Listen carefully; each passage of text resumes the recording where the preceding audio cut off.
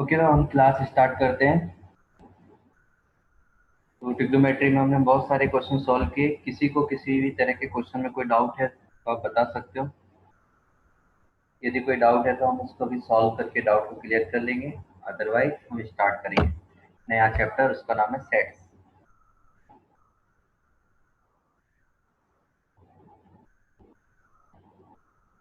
Okay, तो हम नया चैप्टर स्टार्ट करें, सेट।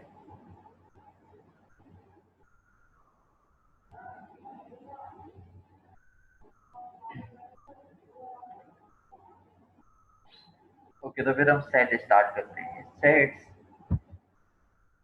ये सेट्स क्या होता है? सेट्स एक टर्म यूज किया है। इस टर्म में हमें ये बताया है कि कोई भी चीज हो उसको हम कैटेगराइज करके एक साथ रख सकते हैं। मतलब सेट्स मतलब ऐसा हो गया, अ सेट ऑफ बुक्स, या फिर हम बोल सकते हैं अ set of 11th class students, a set of mathematics books. तो हम किसी भी चीज को कैटेगराइज करके उसको एक पर्टिकुलर जगह हम रख सकते हैं, या फिर एक पर्टिकुलर बाउंड्री इसको दे सकते हैं। इसको बोला जाता है सेट। अब मैथ्स में कैसे बोला जाएगा? जैसे हम एक बोले ना, सेट ऑफ इवन नंबर्स, और सेट ऑफ इवन नंबर। यदि हम इसको ऐसा बोलते हैं कि ए एक सेट है किसका? इवन नंबर्स का, इवन नंबर सेट।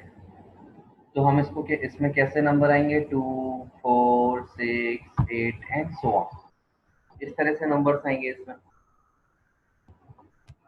बी हमने कोई सेट बोल दिया, B is a set of odd numbers.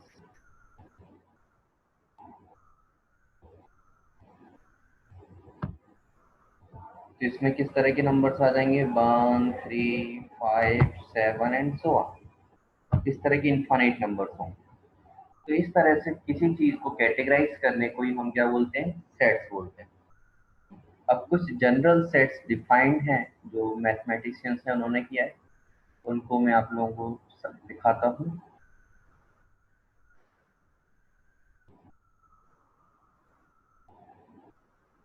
इसमें से जो सिंबल हैं ज्यादातर आप सभी को पता होंगे, फिर भी हम इसको देख लेते हैं। ये सिंबल्स हैं जो कैपिटल एन लिखा है, ये क्या है? The set of all natural number.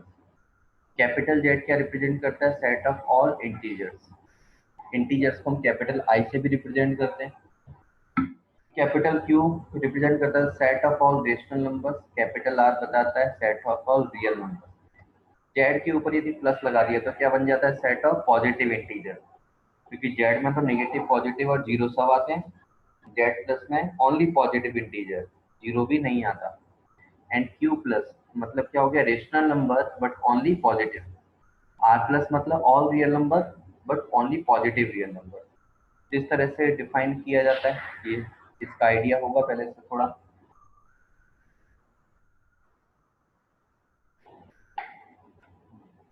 हम इसके आगे देखते हैं, थर्ड्स को और अच्छे से जानते हैं। अब ये जो सेट होता है, इस सेट को हम टू टाइप से डिफाइन करते हैं। ये कौन कौन से दो तरीके हैं? दो तरीके से इसको रिप्रेजेंट किया जाता है।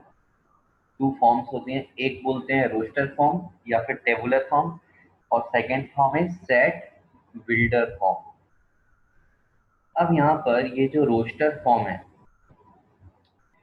रोस्टर फॉर्म तो अच्छा होता है, आसान होता है। सेट बिल्डर फॉर्म थोड़ा सा टफ होता है, क्योंकि यहाँ हमारा थोड़ा ज्यादा दिमाग लगेगा। और सेट बिल्डर फॉर्म का कोई फिक्स आंसर नहीं होता। इसके आंसर चेंज हो सकते हैं। मतलब 10 लोग यदि एक ही क्वेश्चन का आंसर लिख रहे हैं, सेट बिल्डर फॉर्म लिख रहे हैं किसी की, तो उसके 10 आंसर आ सकते हैं और सभी सही होंगे। और इसमें एक ही आंसर होगा और वो सही होगा। तो हम इसको दोनों को देखेंगे कि रोस्टर फॉर्म और सेट बिल्डर फॉर्म इसको कैसे लिखा जाता है।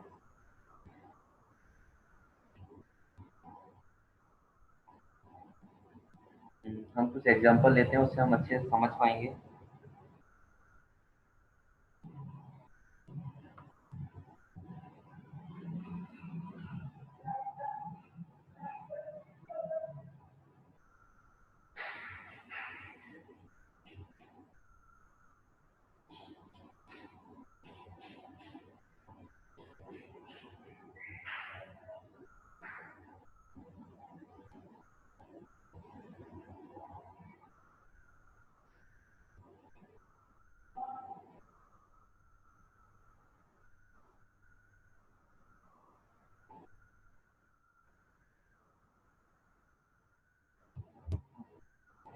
देखो हम यहाँ देखते हैं, ये बी एक सेट है कोई, हमने बोला B is equal to Y is such that Y is a vowel in the English alphabet, कि वाई क्या है, एक वॉवल है किसमें, इंग्लिश अल्फाबेट में। तो बी को हम ऐसा लिखेंगे, कौन कौन से वॉवल होते हैं, ए, ई, आई, ओ और यू। तो ये इस तरह का ये हमारा एक सेट हो गया। तो अब देखो यहाँ पर हमने क्या किया, एक तो हमें क्वेश्चन दिया था, यहाँ पर लैंग्वेज के फॉर्म में हमें चीजें बताई गई हैं, या तो बोल सकते हैं in the form of language और इनडायरेक्ट फॉर्म। कैसे फॉर्म में बताया हमें, इनडायरेक्ट, डायरेक्टली हमें नहीं बताया कि उस सेट में क्या आएगा, बट यहाँ पर जो है, यहाँ हमें जो चीजें हैं ये क्या बता दी, डायरेक्ट बता दी, कि यहाँ से हमें ये समझ में नहीं आ रहा कि कितने उसमें एलिमेंट्स होंगे हमारे सेट में, बट यहाँ से हमें समझ में आ रहा है कितने एलिमेंट्स होंगे, 5 एलिमेंट्स, और वो कौन कौन से होंगे, ए, ई, आई, ओ, यू। तो जब भी इनडायरेक्टली बोला जाता है, तो ऐसे फॉर्म को बोलते हैं, this form is set builder form, this form is set builder form. और जहां पर हमें डायरेक्ट आंसर मिल जाता है उसको क्या बोलते हैं हम, रोस्टर फॉर्म। अब देखो कौन कौन सा फॉर्म का नाम क्या है, याद कैसे रखोगे। तो देखो रोस्टर जो है, ये रोस्टर वर्ड, इस रोस्टर वर्ड को कहीं और सुना है, रोस्टर वर्ड कहीं सुना है,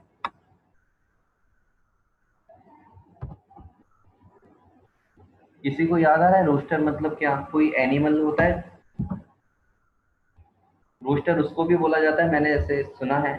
रोस्टर मतलब जो मुर्गा होता है उसको भी बोला जाता है, जैसे वो कुकड़ू करता है, मुर्गा चिल्लाता है।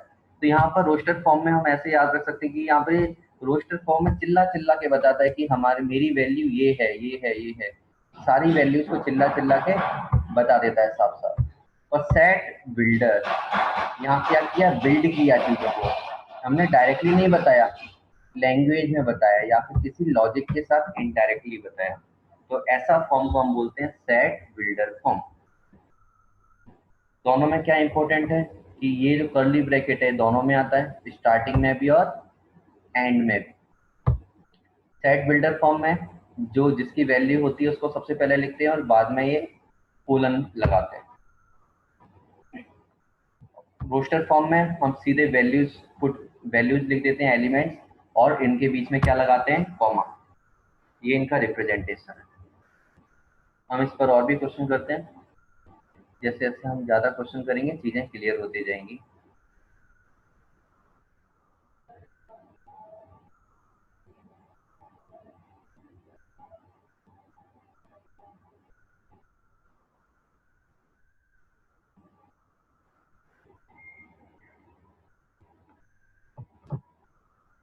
हमें ये दिया है, write the set x such that x is a positive integer and x square is less than 40 in the roster form।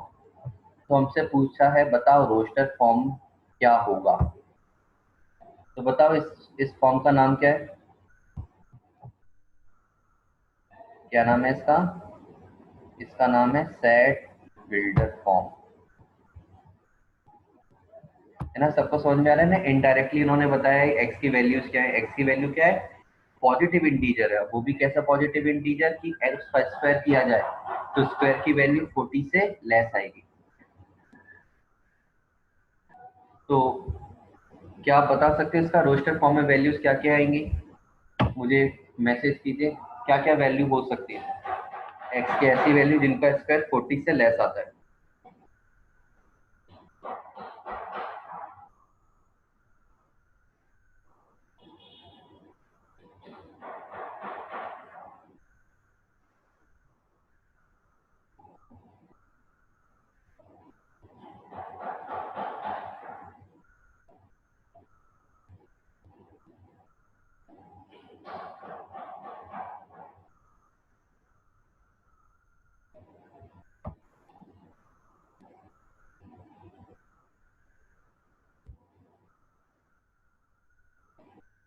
बिल्कुल सही। क्या आंसर आ जाएगा हमारा? जो रोस्टर फॉर्म है,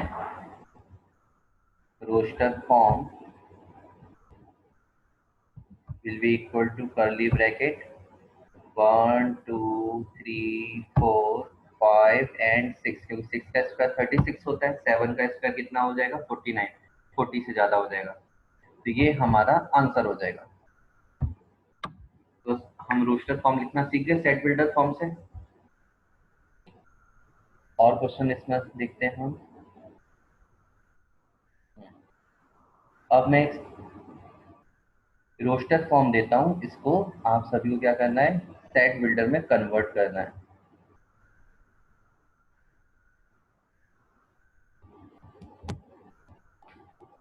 बताइए सेट बिल्डर में इसको किस तरह लिखेंगे? कोशिश कीजिए, क्या हो सकता है?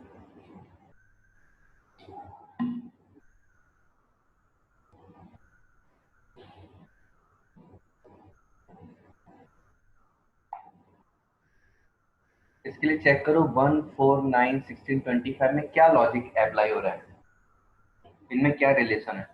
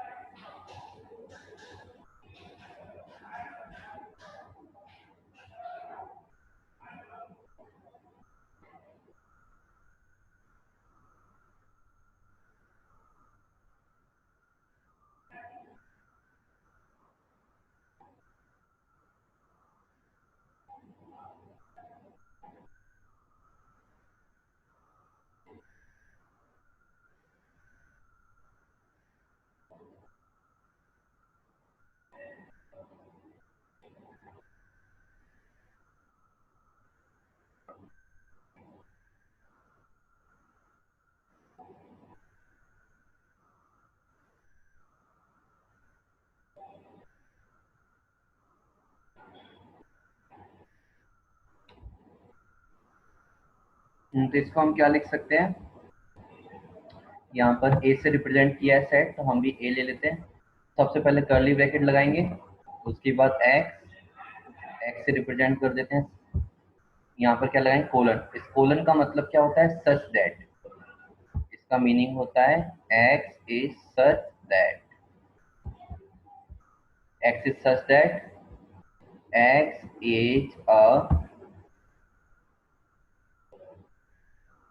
Square of natural number. हमें नेचुरल नंबर्स बोलना पड़ेगा। क्यों बोलना पड़ेगा? क्योंकि ऑल नंबर्स बोल दिया तो यहाँ पर क्या हो जाएगा? डेसिमल वाली वैल्यूज भी आएंगी, 2 3 भी आएगा, क्योंकि √2 का स्क्वायर भी लिख सकते हैं, √3 का स्क्वायर भी लिख सकते हैं, बहुत सारी वैल्यूज आ जाएंगी, इसलिए हमें लिखना पड़ेगा नेचुरल नंबर, है ना। और क्या लिख सकते हैं? एक तो ये आंसर हो गया, ये आंसर करेक्ट है। और क्या किस तरह लिखा जा सकता है? हम ऐसा भी लिख सकते हैं x such that X is a square of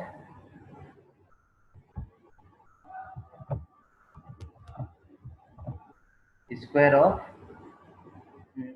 positive integers,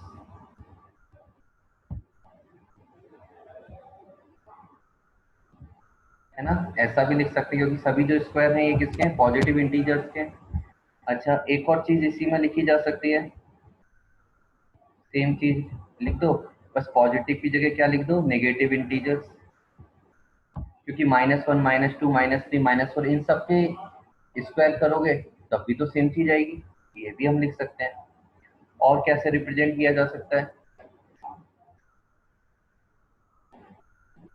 और हम ऐसा लिख सकते हैं x such that x square where x belongs to i not.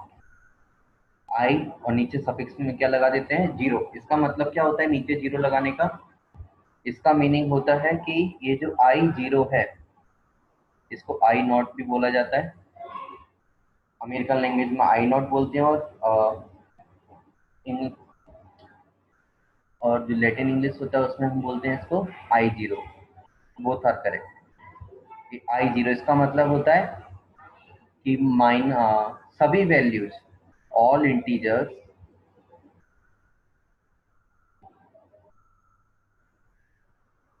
Accept zero. ये सभी इंटीजर्स इसमें, सभी इंटीजर्स क्या हैं उसको हम इसमें काउंट करते हैं। केवल किसको काउंट नहीं करते? जीरो को। इस तरह से बहुत अलग अलग तरह से हम इसको रिप्रेजेंट कर सकते हैं और हर कोई सही है। इसलिए मैंने बोला था सेट बिल्डर जो फॉर्म है इसमें हम लॉजिक लगाते हैं, इनडायरेक्टली बोलते हैं और लैंग्वेज में लिखते हैं। और इसमें 10 लोग 10 तरह के आंसर लिख सकते हैं और सबको सारे आंसर करेक्ट होंगे।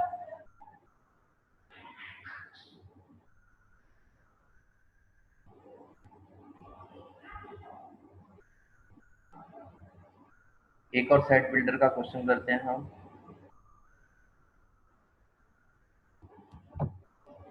बताइए इसका सेट बिल्डर फॉर्म क्या होना चाहिए? लॉजिक सोचो।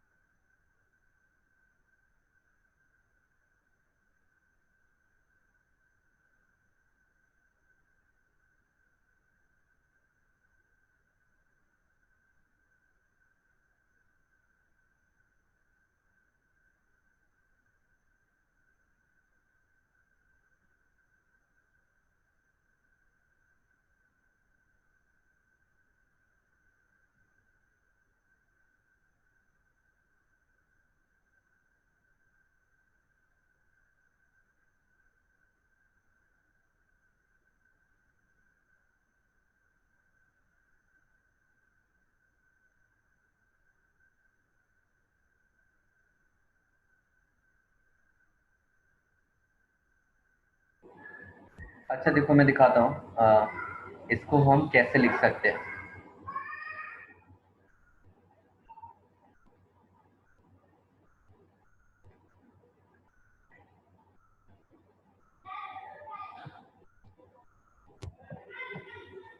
हम इसको इस तरह से लिख सकते हैं x such that x equal to n upon n plus 1 where n is a natural number and n belongs to 1 to 6। इससे क्या होगा? n का वैल्यू जब 1 होगा यहाँ 1 रखेंगे, नीचे ऑटोमेटिकली क्या आ जाएगा? 2 आ जाएगा। फिर n को जब 2 लेंगे तो यहाँ 3 आ जाएगा। तो इस तरह से सब वैल्यूज आ जाएंगी और मैक्सिमम हमें ऊपर कहाँ जाना है? 6 तक, नीचे 7 तक। तो जब हम 6 पुट करेंगे तो ऊपर 6 आ जाएगा, नीचे 7। इसको देखो, और यदि कोई डाउट है इस तरह लिखने में तो बताइए, और समझ में आ गया तो फिर यस मुझे मैसेज करो, जिससे मुझे समझ में आए किस किस को समझ में आए।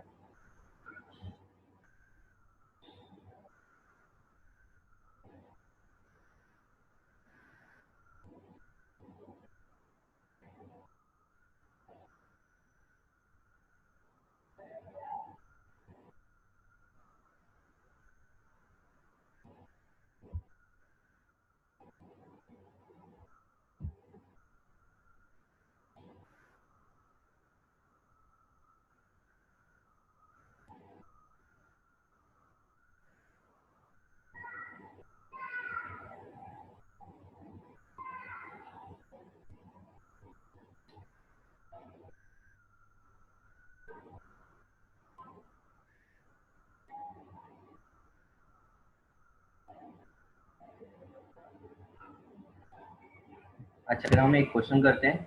ये क्वेश्चन है, इसमें मैच द फॉलोइंग है। लेफ्ट हैंड साइड में क्या दिया है, 1 2 3 4 में रोस्टर फॉर्म दिया है, ABCD। राइट साइड में क्या दिया है, हमें इसके सेट बिल्डर फॉर्म दिए हैं, तो इसको मैच करना है। मैच करके आंसर बताइए कौन किससे मैच होगा।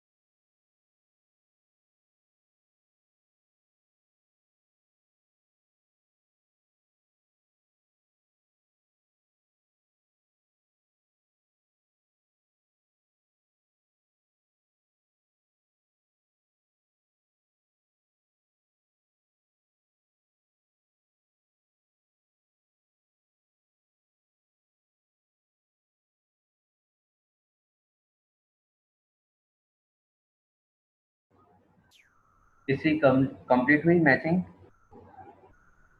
मैचिंग का आंसर मैं मैसेज में सेंड कीजिए।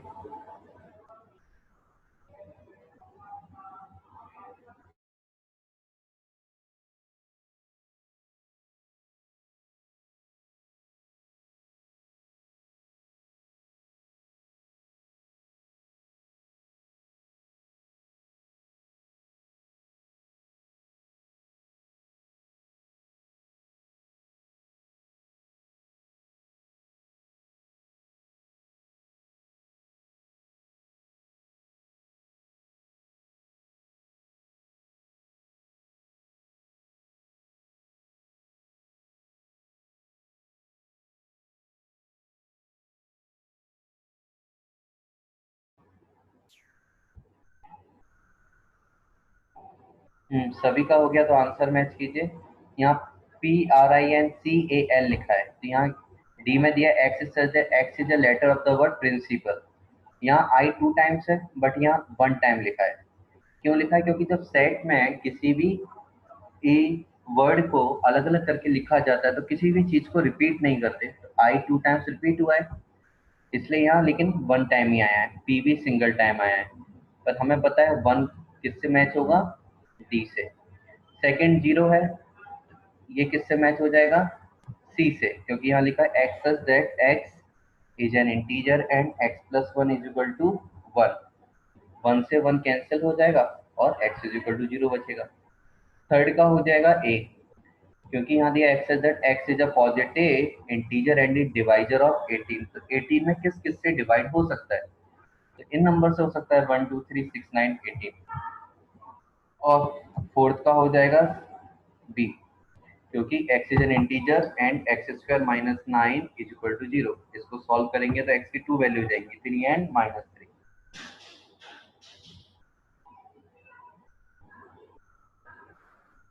तो आई होप सबको समझ में आ गया होगा, किसी को प्रॉब्लम नहीं होगी, प्रॉब्लम है तो बता सकते हो।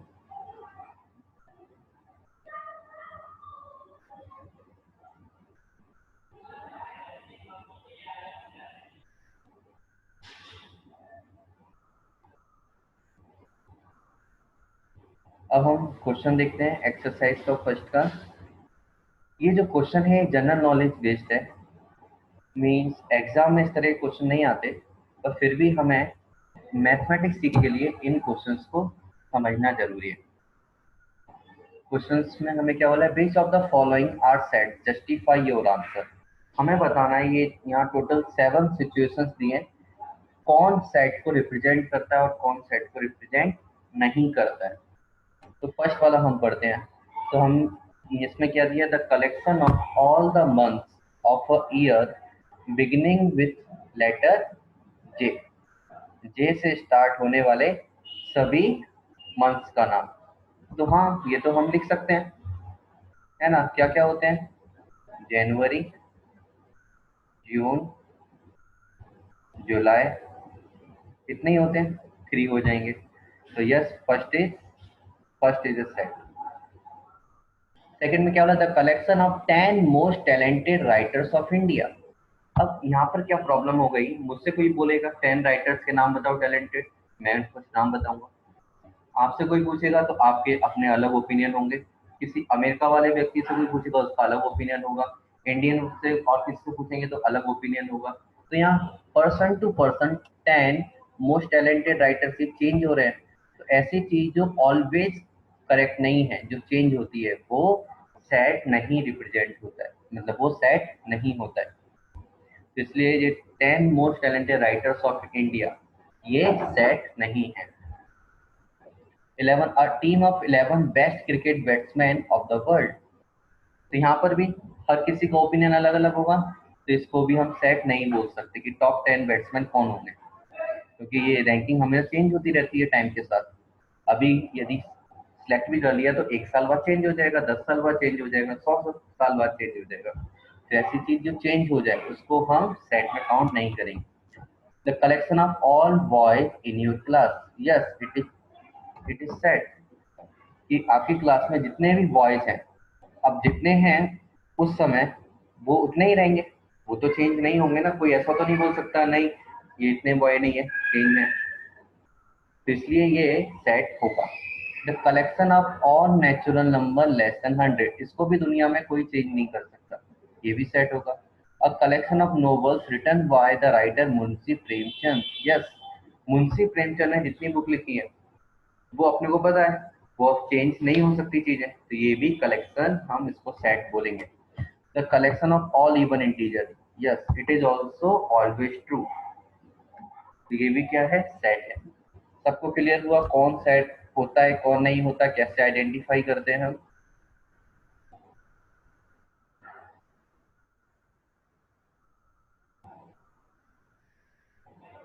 इसमें टू एग्जांपल्स और हैं, वो भी ले लेते हैं हम।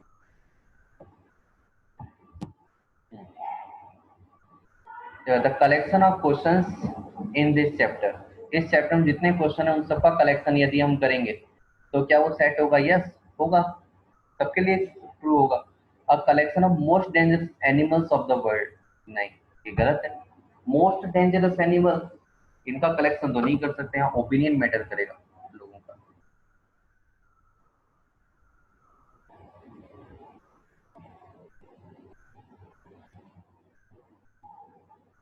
अब हम एक नई चीज सीखेंगे इस सेकंड क्वेश्चन में।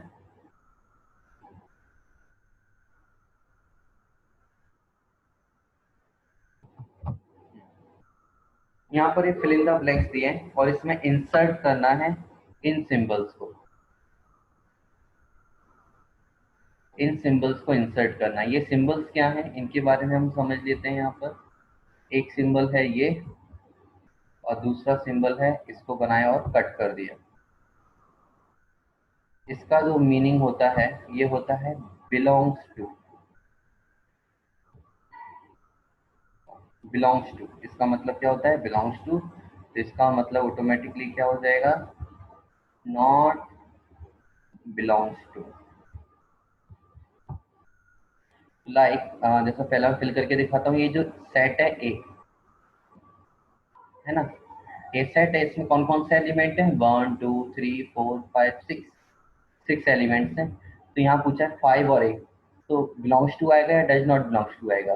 क्या 5 ए में बिलोंग करता है? हाँ करता है, तो इसलिए हम बिलोंग्स टू का साइन लगा देंगे। सेकंड में 8 क्या ए में बिलोंग करता है? नहीं करता, तो हम ऐसा साइन लगा देंगे। थर्ड, 0 क्या ए में बिलोंग करता है? नहीं करता, डज नॉट बिलोंग्स टू का लगा देंगे। 4 करता है क्या? हाँ करता है। 2 भी करता है, बिलोंग्स टू आ जाएगा। 10 नहीं करता है। तो इस तरह के सिंबल हम यूज करेंगे। इस सेट्स में बहुत ज़्यादा सिंबल यूज होते हैं। इन सिंबल्स की हम अभी प्रैक्टिस कर रहे हैं। क्लियर है सभी को? कोई प्रॉब्लम?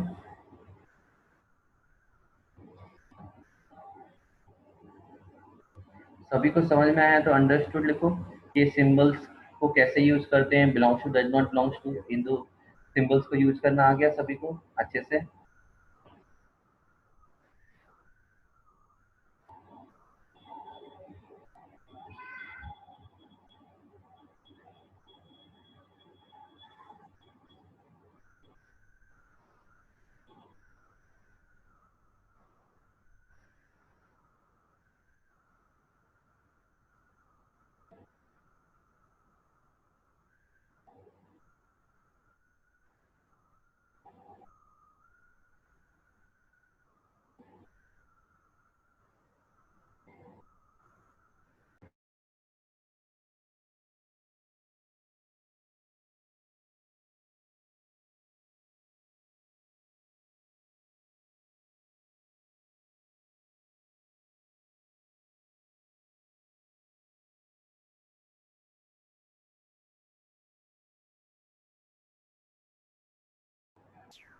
ठीक है, तो हम आगे बढ़ते हैं। अब हमें कुछ सेट बिल्डर फॉर्म में दिए हैं, इन सबको क्या करना है? हमें रोस्टर फॉर्म में कन्वर्ट करना है।